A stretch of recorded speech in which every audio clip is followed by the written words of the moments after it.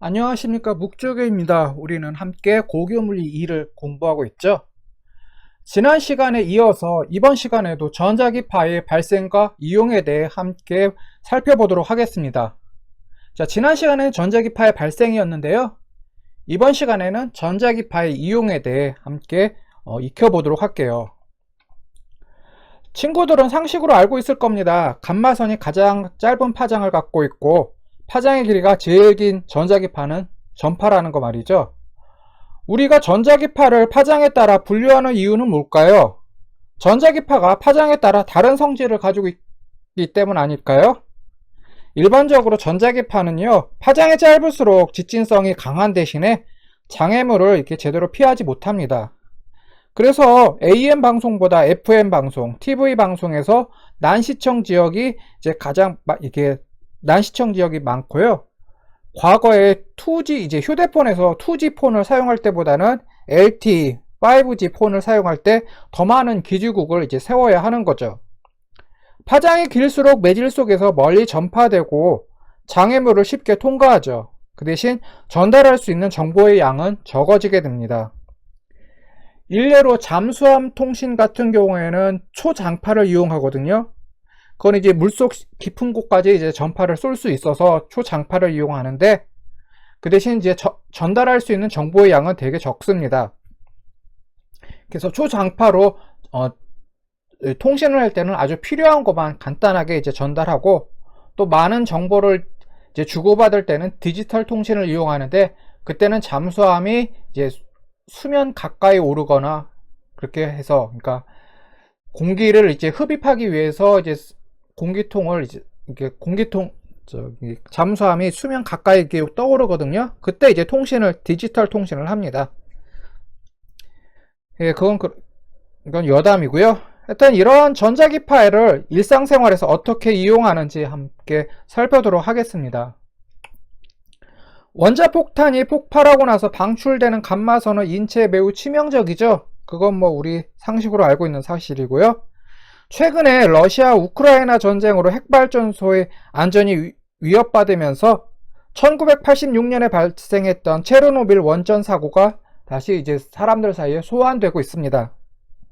방사능 유출로 돌연변이 가축이 태어나고 백혈병으로 고통받는 사람들이 이게 늘었죠. 그 당시 이제 체르노빌 원전 사고로요. 이거는 감마선이 노출돼서 그 생물 사람과 가축이 감마선에 노출돼서 생긴 일입니다. 근데 피부 미용을 위해서 어른들이 보톡스 주사를 맞고 있잖아요. 근데 보톡스 주사에 쓰이는 그 원료가 뭐냐면요, 거미 독에서 추출한 물질입니다. 인류에게 트라우마를 안긴 원자폭탄 기술은 원자력 발전에 활용되는 것처럼 감마선 역시 현대의학에서 이제 활용되고 있습니다. 또 독거미의 이제 독에서 추출한 물질로 보톡스라는 보톡스 주사를 쓰고 있잖아요. 이렇게 인류에게 해롭고 위험하다 생각되는 물질이나 이런 현상들이 또 현대 과학 기술에 또 새롭게 이용되고 있는 거죠. 자, 감마선에 대해 다시 한번 살펴볼게요. 감마선의 파장은 얼마가 될까요? 그거 외우고 있는 친구들이 있는지 모르겠는데, 감마선의 파장은 여기 있는 것처럼 0.01 나노미터 이하입니다. 그러니까 0.01 나노미터 이하인 전자기파를 이제 우리는 감마선으로 분류하고 있죠. 그래서 전자기파 가운데서 감마선은 파장이 가장 짧습니다. 그 0.01 나노미터에서 나노미터의 길이가 얼마일까요? 나노가 10의 마이너스 9승이니까 0.01 곱하기 10의 마이너스 9승 미터가 되겠죠. 이 정도로 파장의 길이가 짧습니다. 파장이 짧다는 것을 무엇을 의미하느냐 하면은 진동수와 에너지가 가장 크다라는 소리죠. 파장이 짧을수록 진동수가 커지잖아요. 또 진동수가 커지면은 그만큼 에너지 역시 커집니다.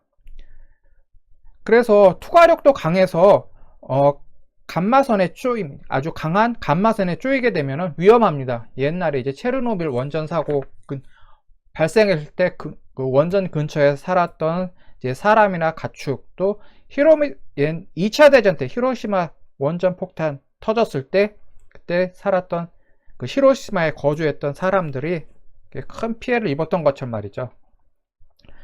근데 감마선이 그렇게 위험하긴 한데 이걸 또 현대 과학 기술에서는 또 의학에 이용되고 있거든요.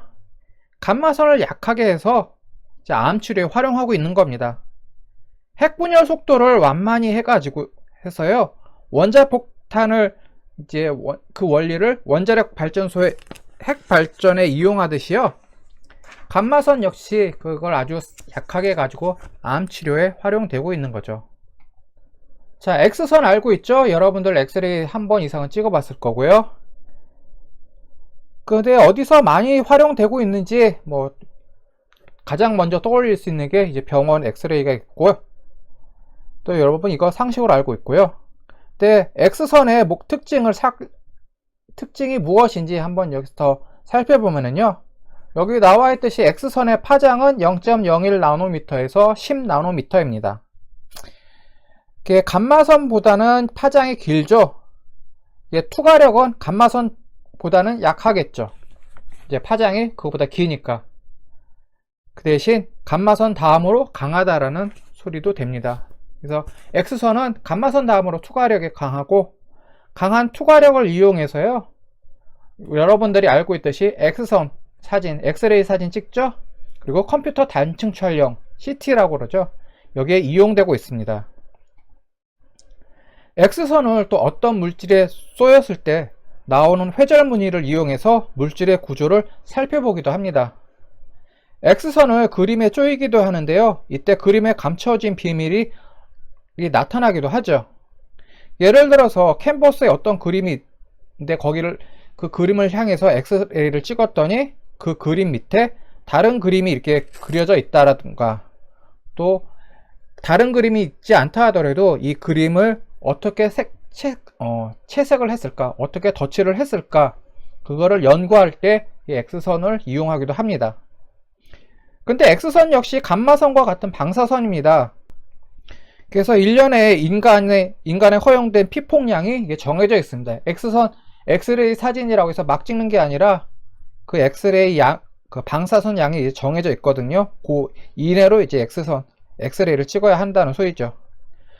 정형외과에 가면은 이제 의원에 따라서 인간에게 허용된 방사선 피폭량을 이제 그래프로 표시한 곳이 있습니다.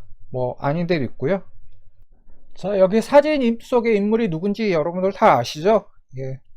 마리아 퀴리 있죠. 퀴리 부인이라고 하고, 이제 결혼하기 전에 이름은 마리아 스클로도프스카라고 했죠. 이 마리아 퀴리, 퀴리 부인은 백혈병으로 사망을 했거든요. 그게 이제 방사선에 대한 연구를 계속하다가 그 부작용으로 이제 백혈병으로 사망을 했는데, 사망한 원인이 과도한 X선 피폭이었다고 합니다. 그러니까 이분이 세계 1차 대전 당시에 이제 전선에서 싸웠다가 이제 부상당한 병사들을 치료하기 위해서 어디에 다쳤는지, 그러니까 총알 탄환이 어디에 박혔는지 그런 걸 확인하기 위해서 엑스레이를 많이 찍었거든요. 이분이 이제 엑스레이 기계를 가지고 다니면서요. 그러면서 이 퀴리 부인도 X선에 많이 피폭이 됐다고 합니다. 그래서 그것 때문에 백혈병으로 이제 돌아가시게 됐죠. 근데 우리는 백혈병에 걸릴 만큼 엑스레이를 찍을 일은 사실 없어요. 자, 전파는 어디에 이용될까요? 가장 먼저 떠올릴 수 있는 게 통신이 있겠죠. 우리가 휴대폰 통신, 뭐 라디오를 묻는다든가. 그 다음으로 요리를 생각할 수 있을 겁니다. 여기 나와 있는 게 전자레인지죠. 이 전자레인지를 사용할 때 전자기파라는 사용하고 있거든요. 근데 이 전자레인지는 전파 가운데 마이크로파를 사용하고 있습니다. 이 마이크로파는 위성통신과 레이더에 활용되고 있고, 가정에 있는 전자레인지에서 음식을 데우는 데도 사용하고 있죠. 마이크로파로 음식을 조리하는 방법을 생각해낸 것은 레이더 기지에서 일어난 사고에서 비롯됐습니다. 전파는 무선 통신으로 널리 활용되고 있고, 휴대폰이나 위성 TV와 같은 문명의 기기로 활용될 수 있게 해주고 있죠. 근데 이것을 가정에 응용한 게 바로 이제 전자레인지가 되겠죠. 전파의 특성을 한번 살펴볼게요. 전파는 파장이 0.1mm 이상이고요. 주파수가 3000GHz 이하인 전자기파입니다. 우리가 공부할 때 라디오로 음악을 듣는 때가 가끔 있잖아요. 또 음악을 들어야만 공부가 잘 된다는 친구들도 있을 거고요. AM보다 FM이 선명하게 잘 들리죠. FM 방송이 AM보다 잘 들리는 대신에 FM 방송은 AM 방송에 비해서 잘 안 잡히는 곳이 많습니다. 난청취, 그러니까 텔레비전으로 뛰면 난시청죠. FM 방송도 잘 들리지 않는 곳이 가끔가다 있습니다. AM 라디오는 전파로 중파를 사용하고 FM 방송은 주파수가 상대적으로 높은 초단파를 사용하기 때문이거든요. 초단파와 극초단파는 텔레비전, 그리고 FM 방송과 휴대폰 통신에 이용되고 있고요. 이 초단파는 중파에 비해서 직진성이 강한 대신에 장애물을 상대적으로 통과하지 못하는 경우가 많습니다.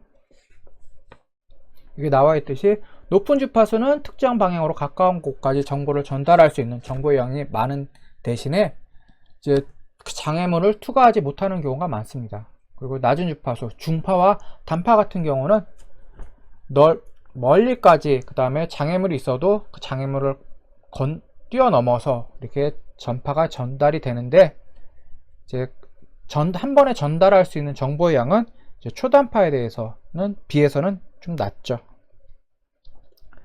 그래서 곳곳에 기지국이나 중계국을 설치를 해요. 높은 주파수니까 초단파나 휴대폰 통신 또는 텔레비전 방송을 위해서 곳곳에 기지국이나 중계소를 많이 설치를 합니다. 멀리 퍼져나가게 하기 위해서죠. 전국 곳곳에서 통신이나 방송 서비스를 우리가 이렇게 이용할 수 있는 것은 우리가 이게 길 가다 보면은 건물 위에 이렇게 건물이 곳곳에 세워져 있는 기지국이나 또 차 타고 쭉 가다 보면 가끔씩 세워져 있는 텔레비전 중계소가 있기 때문에 그게 가능한 거죠. 지금은 시청자들이 KBS, MBC와 같은 공중파 방송도 케이블 TV나 IPTV를 이렇게 많이 보고 있잖아요. 집에서 안테나 세워서 보는 대신에 공중파는 산과 같은 장애물을 돌아서 전파되지 못하기 때문에요.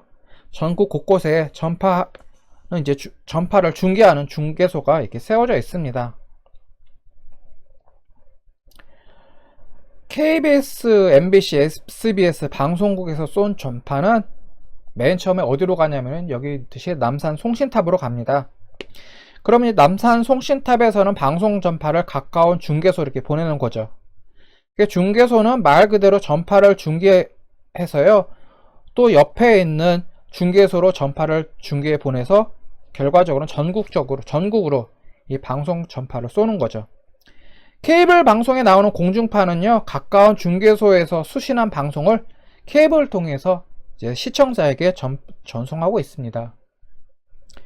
그림을 보면 주파수가 300MHz에서 3GHz 대역을 우리 극초단파라고 되어 있는데요. 그걸로 UHF라고도 합니다. 이 대역은 우리들이 사용하고 있는 휴대폰, 무선 전화기용 주파수에 이용되고 있고 또 방송에도 이용되고 있죠. 또 라떼 얘기를 해볼게요. 라떼는요, 여기는 EBS 방송국이거든요. 이 EBS 방송국이 EBS 방송을 옛날에 교육방송이라고 그랬거든요. 또 이 교육방송이 옛날에 KBS에 소속돼 있었어요. 그래서 KBS 텔레비전 방송에 그때는 KBS 1방송, KBS 제2방송, 여기 있는 것처럼 교육방송인 KBS 제3방송 이렇게 있었죠. KBS 1방송은 그냥 구경방송이 공영방송으로 이렇게 전환되면서 생긴 거고, KBS 제2방송은 지금의 JTBC라는 방송 있죠. 이 JTBC 방송의 원조에 TBS 방송이 있었어요. 이거를 KBS가 흡수를 했죠. 그 당시 이런저런 여러 가지 사정에 의해서. 그래서 KBS 제2방송이 됐고, 그 다음에 교육방송이라고 해서 KBS 제3방송이 있었습니다. 그때는 KBS가 KBS 1, KBS 2, KBS 3 이렇게 3개의 공중파 방송이 있었죠. 근데 KBS 3방송, 제3방송 같은 경우에는 그 당시에도 텔레비전 방송용 채널이 이미 꽉 차 있어가지고 일반 극초단파를 쓰지 못하고 KBS 제3방송은 UHF라는 전파를 사용했습니다. 그래서 각 가정에서 KBS 제3방송, 즉 교육방송을 보려면은 지금은 그냥 교육방송 리모컨을 누르면 됐지만 그 당시에는 텔레비전 뒤에 있는 UHF 전용 안테나를 따로 달아야 했고요. 그것 가지고도 시청이 안 되면은 지붕 위에다가 UHF용 5개 안테나를 텔레비전 방송용인 VHF용 안테나와 함께 달아야 했습니다.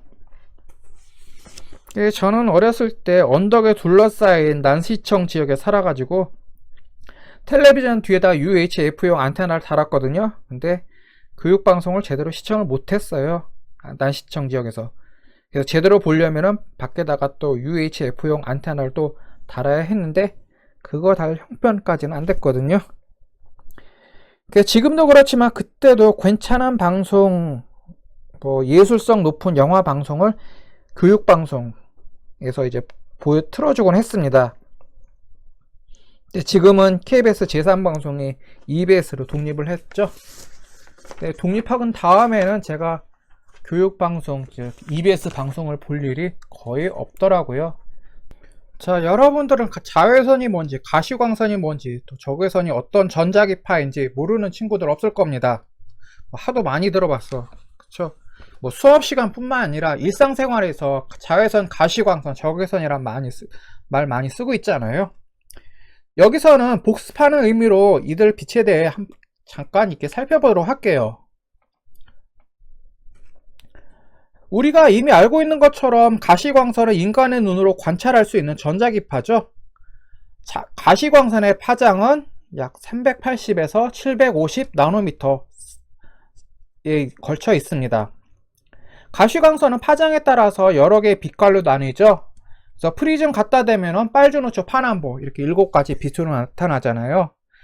이것을 최초로 누가 했냐 하면 뉴턴이 했습니다. 영국의 물리학자 뉴턴이 프리즘으로 태양빛을 분광했더니 태양빛이 7가지 색으로 나뉜다는 사실을 발견했죠.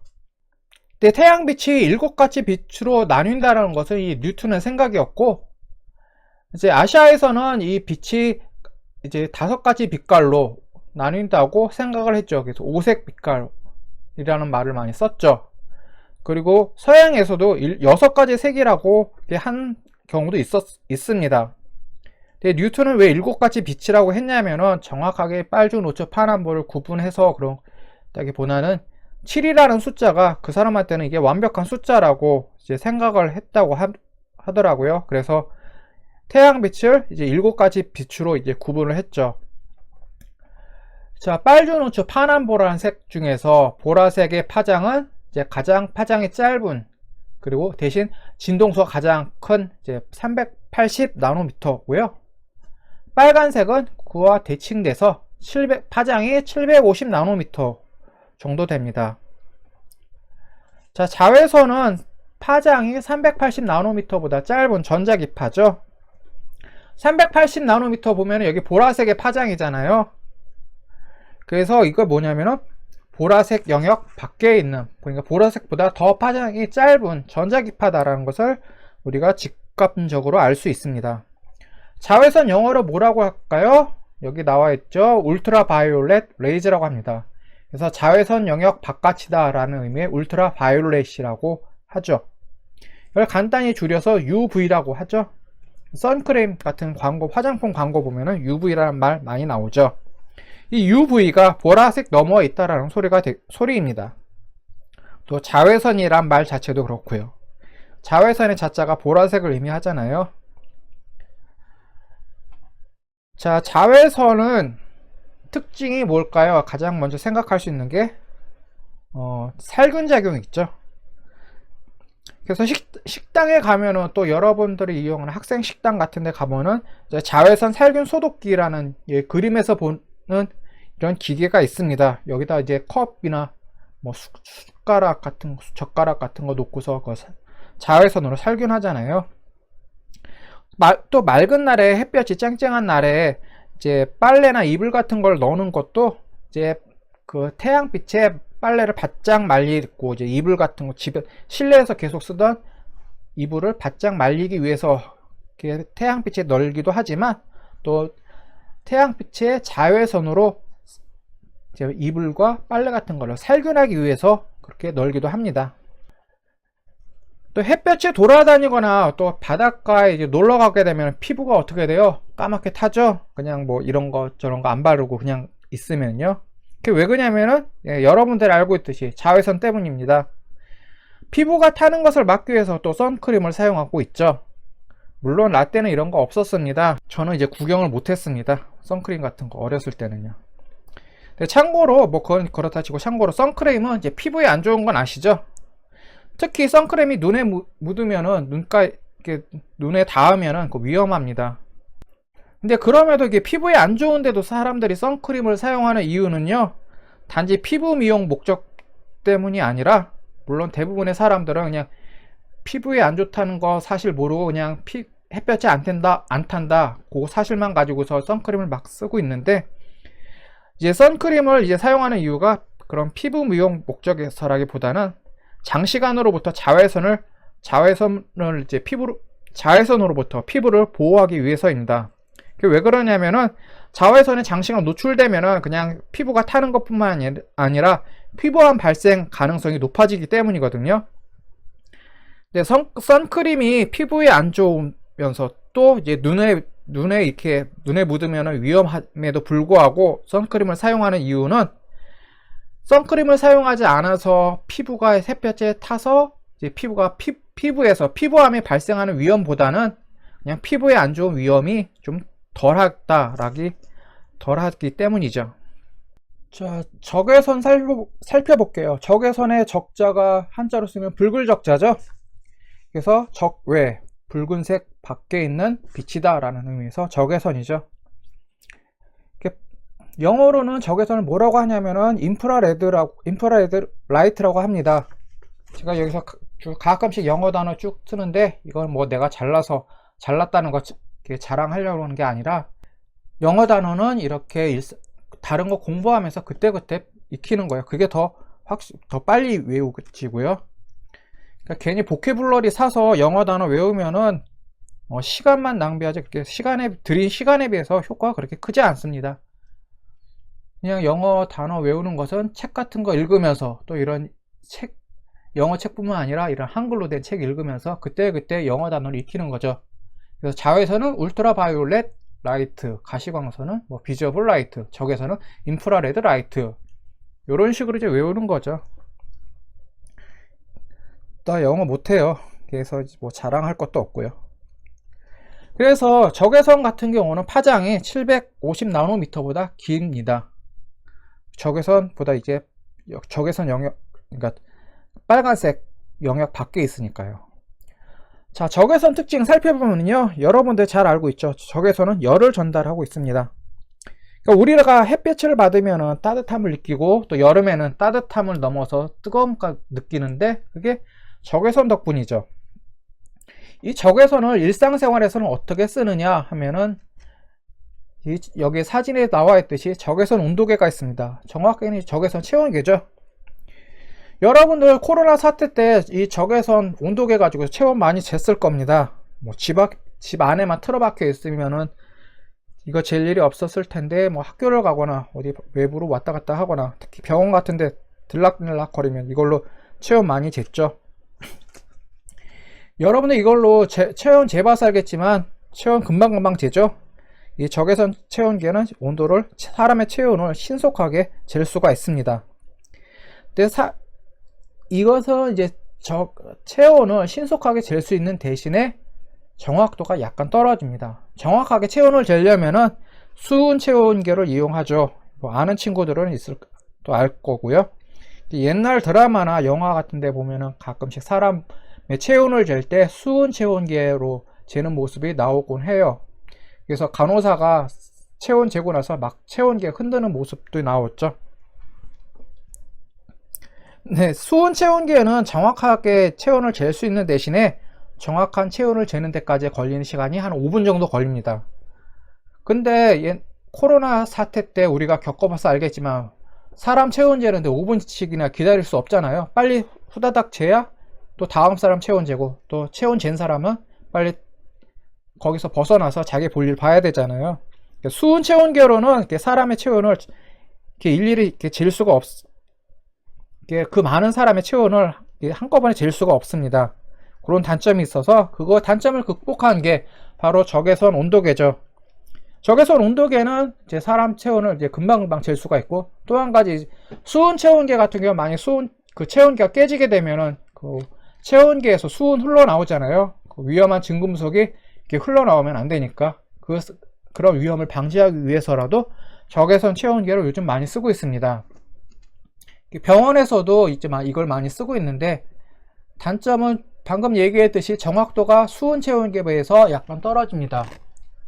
그 정확도가 떨어진다고 해서 사람 체온이 36.5도인 게 38도, 아니면 34도 이렇게 크게 차이 나는 게 아니라서 일상생활하는 데는 아무런 불편이 없기 때문에 요즘 이거를 많이 사용하고 있죠. 적외선은 또 적외선 체온계뿐만이 아니라 적외선 카메라에도 이 적외선을 사용하고 있습니다. 적외선 카메라 뭔지 아시죠? 밤에는 가시광선이 없죠. 해가 지고 나면은 가시광선 나오지 않고, 또 전등 같은 거 켜지 않으면은 깜깜하죠. 빛이 없으면, 가시광선이 빛이 없으면은 일반 카메라로 그걸 뭘 찍을 수 있을까요? 없어요. 그냥 까맣게 나오거나 그냥 어떤 형체만 희미하게 나타나거나 해서 일반 카메라로는 이제 깜깜한 데서는 사진을 찍을 수가 없습니다. 특히 방범용 카메라, 어두운 데서 무용지물 되면 안 되잖아요. 그래서 밤에도 사용할 수 있게 나온 게 바로 적외선 카메라입니다. 카메라에서 여기 나와 있듯이 이제 빨간색의 적외선을 발사하거든요. 그럼 적외선을 쏴서 이게 되돌아오는 적외선을 감지해서 영상을 이제 구현을 하는 거죠. 가시광선이 아닌 적외선이라 영상이 흑백으로 나오게 됩니다. 이제 칼라로 나오는 것은 이제 가시광선의 영역인데, 적외선 같은 경우는 이 적외선 카메라는 이제 적외선을 쏴서 되돌아오는 것을 감지하는 거라서 되돌아오느냐 그냥 되돌아오지 않느냐, 그래서 그것만 감지하기 때문에 흑백으로 나오게 됩니다. 가끔 가다 보면 적외선 영상이라고 했는데 녹색으로 나오는 경우가 있거든요. 예를 들어서 야간 투시경 같은 경우 이제 화면이 녹색으로 나오기도 합니다. 이거는 적외선이 녹색이어서가 아니라 사람의 눈의 피로를 줄이기 위해서 일부러 녹색을 이제 가미를 한 거죠. 기계 안에서 녹색을 끼워 넣어서 사람 눈의 피로를 줄이기 위해 녹색으로 된 적외선 카메라도 있습니다. 자, 지금까지 2회에 걸쳐서 전자기파의 발생과 이용에 대해 살펴봤습니다. 전 시간에서는 전자기파의 발생에 대해 살펴봤고, 이번 시간에는 그 전자기파를 어떻게 이용을 하느냐, 전자기파의 이용에 대해 간단하게 살펴봤거든요. 네, 전자기파의 발생과 이용에 대한 것은 여기서 마치도록 하겠습니다. 네, 이제 긴 시간 제 얘기 들어주느라고 고생 많으셨습니다. 다음 시간에 뵙도록 하겠습니다.